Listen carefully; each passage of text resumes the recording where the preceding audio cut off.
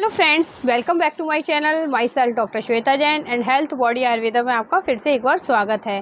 तो आज की वीडियो में हम बहुत ही उत्कृष्ट और बहुत ही अद्भुत औषधि के बारे में बात करेंगे। जी हाँ, हम बात करेंगे आज अश्वगंधा के बारे में। अश्वगंधा के बारे में हम में से बहुत सारे लोगों ने सुना भी होगा, बहुत सारे लोग इसका इस्तेमाल करना भी जानते होंगे। लेकिन अगर आप भी उन लोगों में से हैं जिन्होंने अभी तक इसका इस्तेमाल नहीं किया है, इसके फ़ायदे अभी तक नहीं जानते हैं या इसको कैसे इस्तेमाल किया जाता है वो नहीं जानते हैं, तो आज की वीडियो में सबके बारे में बात करेंगे। इसके अलावा अश्वगंधा क्या है, इसकी तासीर क्या है, उसके गुण फ़ायदे क्या हैं और इसके अलावा ये शरीर के अवयवों पर किस प्रकार से वर्क करती है, किसे इसे लेना चाहिए, किसे इसे नहीं लेना चाहिए और इसके अलावा क्या महिलाएं भी इसका सेवन कर सकती हैं। तो इन सब के बारे में इस वीडियो में कंप्लीट इन्फॉर्मेशन हम आपको देंगे, तो वीडियो को अंत तक ज़रूर देखिएगा। अगर आपने हमारे चैनल को सब्सक्राइब नहीं किया है तो चैनल को सब्सक्राइब ज़रूर करें और बेल आइकॉन को प्रेस करना बिल्कुल भी ना भूलें, जिससे हमारे वीडियो की नोटिफिकेशन आपको मिल सकें। और अभी तक और अगर आपको ये वीडियो थोड़ा सा भी बेनिफिशियल लगे तो लाइक शेयर करना बिल्कुल भी ना भूलें। तो चलिए वीडियो में आगे बढ़ते हैं। अश्वगंधा जो है दो शब्दों से मिलकर बना है, अश्व प्लस गंधा। अश्व मीन्स घोड़ा, अर्थात जिस औषधि से घोड़े जैसी गंध आए उसको अश्वगंधा कहते हैं। बेसिकली इसकी जड़ों से अश्व के समान गंध आती है, इसलिए भी इसको अश्वगंधा कहते हैं। और ये हमारे शरीर को उत्साह स्टेमिना प्रदान करती है, इसलिए भी इसका नाम अश्वगंधा सार्थक है। और इसका जो लैटिन नेम है वो बिथानिया सोमनीफेरा है और ये सोलेनेसी फैमिली से बिलोंग करता है। और इसकी जड़ों का इस्तेमाल हम औषधियों को बनाने में करते हैं। हमारे आयुर्वेदिक ग्रंथों में बहुत सारी औषधियों का निर्माण अश्वगंधा की जड़ों से किया गया है, जिसके बारे में हम आगे आपको बताएंगे। अश्वगंधा को विभिन्न क्षेत्रों में विभिन्न नामों से जाना जाता है। इसको वराकरणी, वाजीगंधा, बलदा, वृष्या या वनजा के नाम से भी जाना जाता है।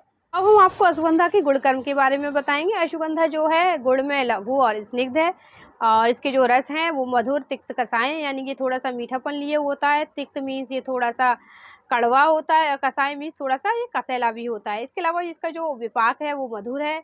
वीर में अश्वगंधा उष्ण होता है, यानी कि इसकी जो तासीर होती है वो गर्म होती है, यानी कि जो अश्वगंधा है वो गर्म स्वभाव का होता है। यानी कि अगर इसके गुणकर्म की हम टोटली बात करें, ये कफवात सामक है, यानी कि वो लोग इसका इस्तेमाल कर सकते हैं जिनका कफ बढ़ा हुआ रहता है, जिनका वात बढ़ा हुआ रहता है, जिनको कफ वात के बढ़ने से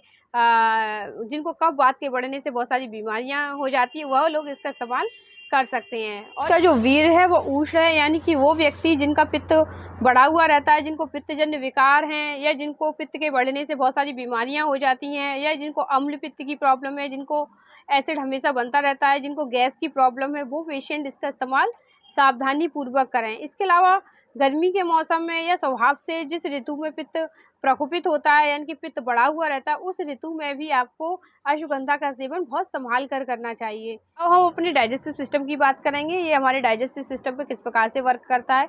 अश्वगंधा जो है वो दीपन है, वात का अनुलोमन करता है। इसके अलावा ये क्रमिग्न भी है। दीपन मीन्स ये हमारी जठराग्नि को प्रदीप्त करता है, अर्थात जिन लोगों को भूख नहीं लगती है या जिनको खाना खाने की इच्छा बिल्कुल भी नहीं होती है वो लोग इसका प्रयोग कर सकते हैं। वात का अनुलोमन मीन्स ये हमारी जो वात है, वात का जो नॉर्मल मूवमेंट है उसको बैलेंस करने का कार्य करता है, उसकी जो स्वाभाविक गति है उसको डिसबैलेंस होने से बचाता है। ये क्रमिग्न है, पेट के कीड़ों को बाहर निकाल देता है। कभी कभी पेट में कीड़े हो जाने से पेट में दर्द भी होता है, तो उसमें भी ये अश्वगंधा बहुत ही लाभदायक है। पेट में अगर किसी भी प्रकार का दर्द हो रहा है या आपको पेट में मरोड़ हो रही है, अपच की प्रॉब्लम है, उसमें भी आप अश्वगंधा का सेवन कर सकते हैं। अब हम अपने प्राणवायु स्रोत यानी कि रेस्पिरेटरी सिस्टम के बारे में बताएंगे। उस पर अश्वगंधा किस प्रकार से वर्क करता है।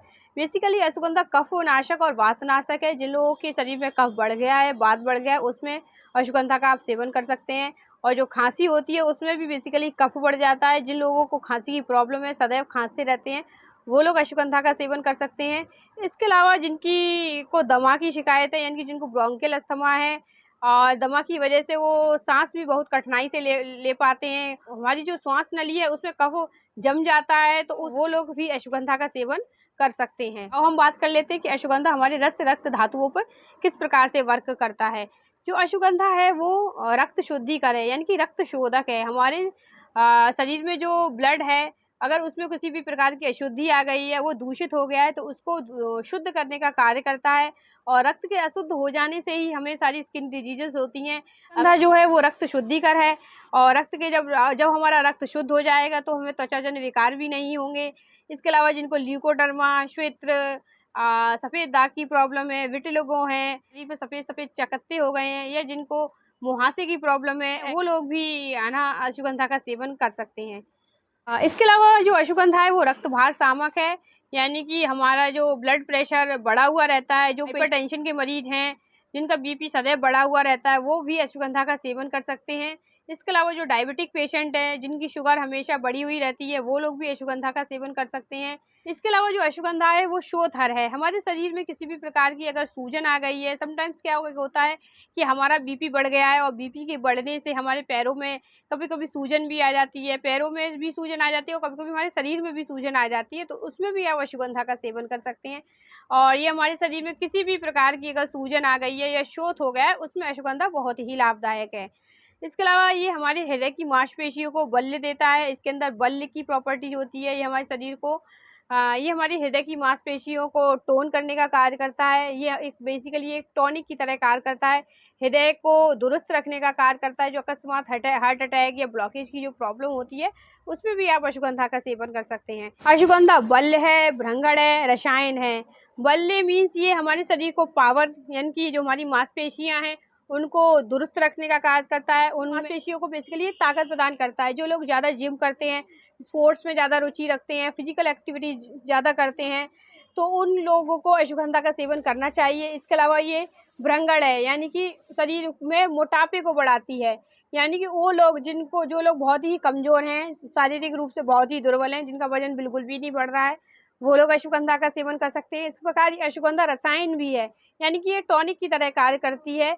जिन लोगों की इम्यूनिटी वीक हो गई है, जिनकी रोग प्रतिरोधक क्षमता बिल्कुल भी नहीं है और किसी बीमारी के चलते, यानी किसी लंबी बीमारी के चलते उनकी रोग प्रतिरोधक क्षमता बिल्कुल नष्ट हो गई है, वो लोग भी अश्वगंधा का सेवन कर सकते हैं। इसके अलावा जो टीबी के मरीज होते हैं, जिनको बहुत लंबे टाइम से टीबी की प्रॉब्लम है, ट्यूबरकुलोसिस है, वो लोग भी अश्वगंधा का सेवन कर सकते हैं। बेसिकली ट्यूबरकुलोसिस में भी हमारी रोग प्रतिरोधक क्षमता, यानी कि इम्यूनिटी टोटली वीक हो जाती है और वो लोग, उनका जो मांस है, यानी कि उनकी जो मसल्स हैं, वो भी वीक हो जाती हैं। तो उसमें भी अगर अश्वगंधा का सेवन करेंगे तो ये आपके मांस को बढ़ाएगी, प्लस आपकी इम्यूनिटी को भी बढ़ाएगी। इसके अलावा जो अश्वगंधा है वो हमारे स्नायु, यानी कि लिगामेंट्स, हमारी नर्व्स, सभी पर बहुत अच्छी प्रकार से वर्क करता है। अगर आपकी नर्व से रिलेटेड कोई प्रॉब्लम है, या आपकी नस अगर दब गई है, या ब्रेन से रिलेटेड कोई प्रॉब्लम है, उसमें भी आप अश्वगंधा का सेवन कर सकते हैं। बात कर लेते हैं अपने नाड़ीव्य संस्थान, यानी कि नर्वस सिस्टम की।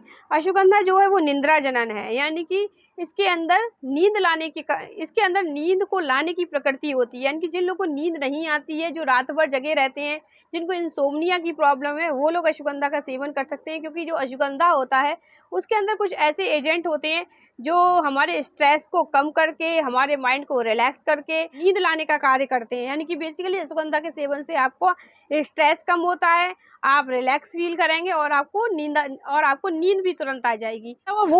इसके अलावा वो लोग जो सदैव मानसिक तनाव से ग्रसित रहते हैं, जिनको हमेशा एंजाइटी रहती है, जो सदैव कुछ ना कुछ सोचते ही रहते हैं कि ये होगा या ये नहीं होगा, यानी कि ओवर थिंकिंग की प्रॉब्लम है, स्ट्रेस है, और किसी भी कार्य में उनका अगर मन नहीं लगता है, माइंड से रिलेटेड उनको कोई भी प्रॉब्लम है, तो उसमें भी आप अश्वगंधा का सेवन कर सकते हैं। अपनी प्रजनन संस्थान की, यानी कि हम रिप्रोडक्टिव सिस्टम की, अश्वगंधा जो है वो शुक्रल है, यानी कि हमारे शुक्र को बढ़ाने वाली है। हमारी जो शुक्र धातु है उसको बढ़ाने वाली है। बेसिकली जो अश्वगंधा है हमारी 7 धातुओं पर कार्य करने वाला है, लेकिन ये स्पेशली शुक्र धातु को ज़्यादा बढ़ाता है।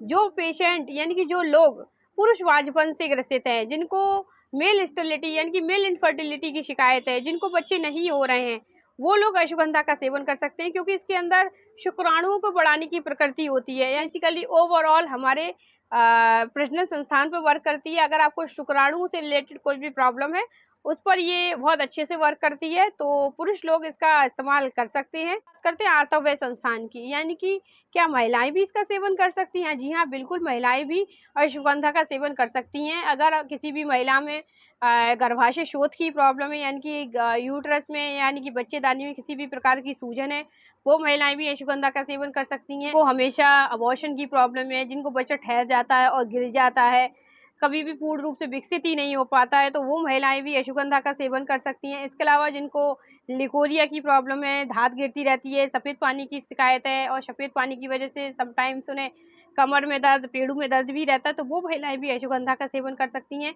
इसके लेते हैं कि अश्वगंधा का प्रयोग किसे करना चाहिए। अश्वगंधा का प्रयोग बेसिकली उन लोगों को करना चाहिए जिनका कफ बढ़ा हुआ रहता है, वात बढ़ा हुआ रहता है, जिनको कफ से रिलेटेड प्रॉब्लम, जिनको खांसी दमा की प्रॉब्लम रहती है, या जिनको वात से बढ़ी हुई बीमारियां हैं, जैसे कि उनको रिमोटॉइड आर्थराइटिस है, गाउटी आर्थराइटिस है, या जिनको ऑस्टियो आर्थराइटिस की प्रॉब्लम है, जिनको वात से रिलेटेड अगर कोई भी बीमारी है, वात उनका बढ़ा हुआ है, तो वो लोग ही अश्वगंधा का सेवन कर सकते हैं। अब हम बात कर लेते हैं कि अश्वगंधा का सेवन किसे नहीं करना चाहिए। बेसिकली जिनका पित्त बढ़ा हुआ है, जिनको पित्तजन्य विकार हैं, पित्तज प्रकृति के हैं, उन लोगों को अश्वगंधा का सेवन बिल्कुल बहुत ज़्यादा संभाल कर करना चाहिए। इसके अलावा जिनको जो प्रेग्नेंट लेडीज़ हैं, जिनको अभी अभी गर्भधारण हुआ है, वो लोग बिल्कुल भी अश्वगंधा का सेवन ना करें। इसके अलावा जो लैक्टेटिंग मदर हैं, जो बच्चे को दूध पिला रही हैं, वो महिलाएं भी अश्वगंधा का सेवन बिल्कुल भी ना करें। बात कर लेते हैं कि अश्वगंधा का सेवन किस प्रकार करना चाहिए। अश्वगंधा का सेवन आप सुबह खाली पेट भी कर सकते हैं।